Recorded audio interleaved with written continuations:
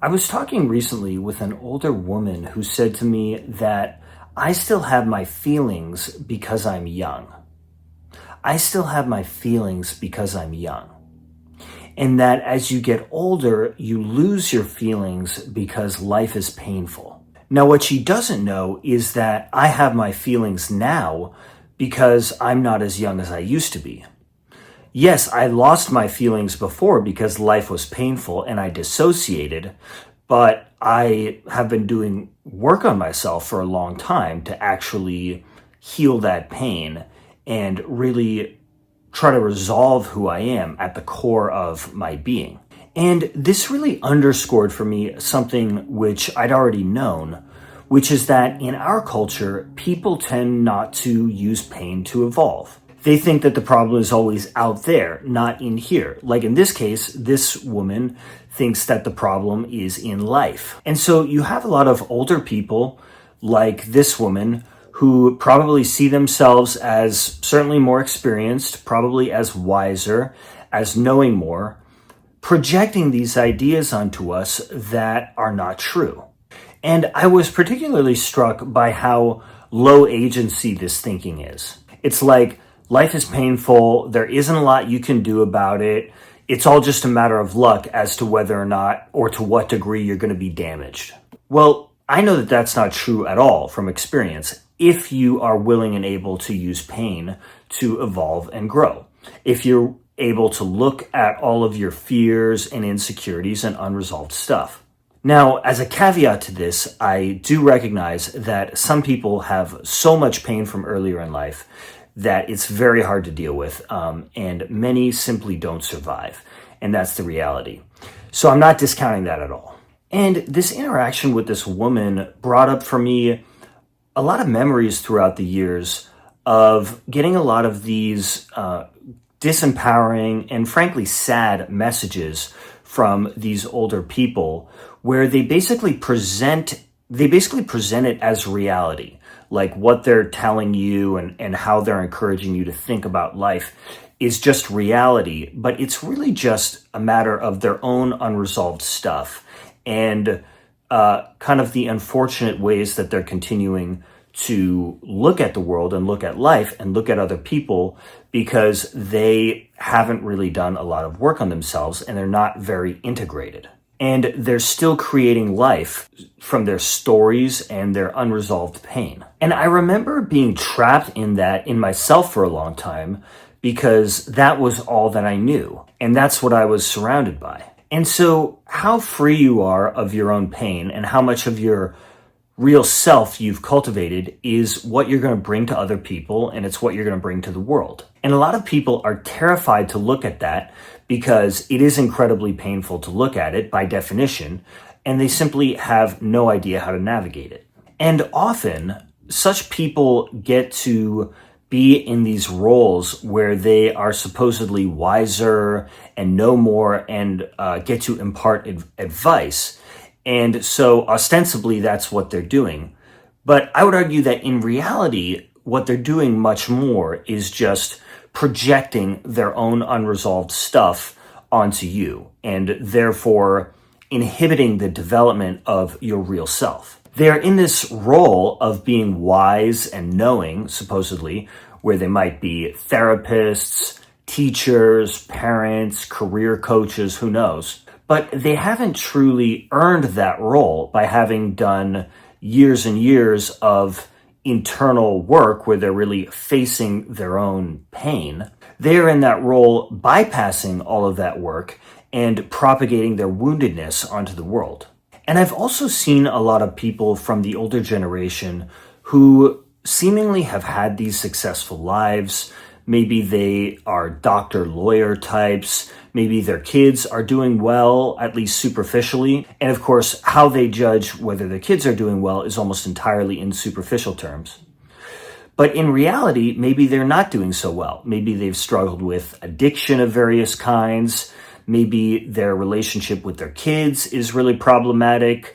Maybe their lives are imploding in various ways. And I think a lot of what this is about is that they haven't been using their pain to evolve. It's been coming out in various ways, and they've been creating their life from it. And frankly, I can't blame these people for having not done the necessary work on themselves because A, it's quite painful to do, and they're just doing what they know. They're probably surrounded by a certain degree of unawareness in the people around them. And it's not easy in our culture to really know where to look if you really want to deal with this stuff. As a culture, we generally don't have good awareness for this stuff, and we also don't have a good apparatus for dealing with it. The default mass institution that we have for dealing with this kind of thing is psychotherapy. But often when we go to a psychotherapist, we find that they are at least as clueless and unresolved as we are, often more so. Of course, it's great that we have an institution that is based around this ideal of using an introspection to improve our lives. But often it does not live up to that ideal. And I think that when it comes to parents, this really, in a lot of ways, gets to the core of what we call mental health issues for children, is that the parents are bringing all of their own unresolved pain, and then the kid is in pain in that environment in large part because of it. And then the parents who don't see what's going on, they don't see what they're bringing, they're very much in profound denial. They then see the kid reacting to this, and then they interpret this as there being something wrong with the kid. And then they'll typically bring the kid often to a therapist or another mental health professional. And the mental health professional, who is similarly unaware as the parents, will then basically take the parent's side, think that what they're projecting onto the situation is real. And it's a real disaster. Now, circling back to this issue of finding help, my sense is that the people who can really help us do this work, or at least the ones who are really evolved and really wise and have been on this path for a long time, are pretty few and far between. That's been my experience. And I really look for these people. In some sense, I'm kind of immersed in this world. I can probably count them on one hand. I've probably known a couple of therapists who I would put in this category, maybe one or two, a couple of kind of spiritual guide type people, and a couple just, random individuals in various professions who are very evolved people. What I've encountered a lot more of are people who think that they're very evolved and think that they're very wise, and in particular that you can be really vulnerable with them and they're safe to be vulnerable with, but really they're not so safe.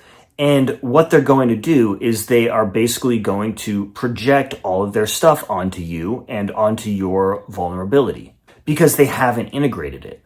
And a lot of what they're doing is essentially holding themselves above you and keeping you out of alignment with your real self, keeping you from your inner power, your inner authority, your inner compass, whatever you want to call that. And so the consciousness that they will bring to you will be highly counterproductive.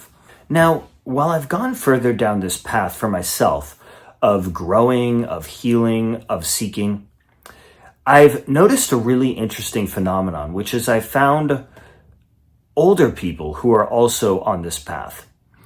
I found people who, maybe their kids have moved out of the house and they're kind of just starting to realize or starting to feel for themselves like they really screwed up the relationship with their kids, for example, and maybe passed on a lot of their traumas. And they're really starting to deal with it and starting to face all of that pain. And I just find this so cool and so inspiring because A, it takes a lot of courage. It takes courage for anybody, right, to really face all of the pain that's deep within them for a lot of reasons. But I think it takes a special kind of courage for older people because I think that probably the longer that you've lived in denial, probably the more grief and pain you have to face when you eventually do face all of it. So I think it's very courageous for that reason. And I also think it's really cool because it really dispels this notion that if you are relatively older, you can't really change and you can't really grow. Because a lot of people actually really do transform profoundly well into their middle ages and beyond. So anyway, I hope that this gives some perspective. Please share your experience in the comments with any of these dynamics. I think that it'd be really helpful for all of us to hear that. Please subscribe to this channel if you haven't done so already, because I'm going to be sharing a lot of related resources to this down the road. Please also share this video with anybody who you think might enjoy it. Thank you so much for watching this, and I look forward to having you for the next one.